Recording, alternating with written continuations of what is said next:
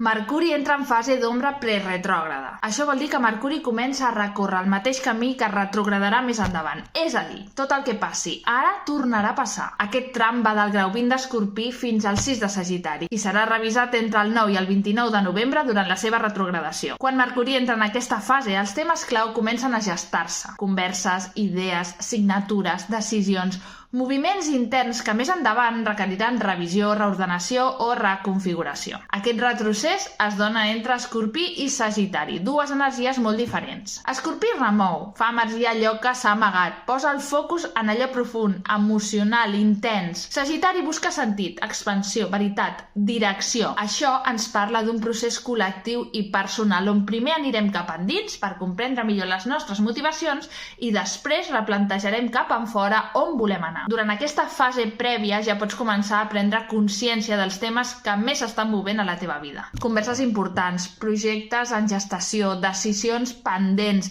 vincles que necessiten més claredat. Tot el que sembli petit ara pot convertir-se en el fil conductor d'aquest Mercuri retrògrad. Guarda aquest vídeo per recordar aquestes dates.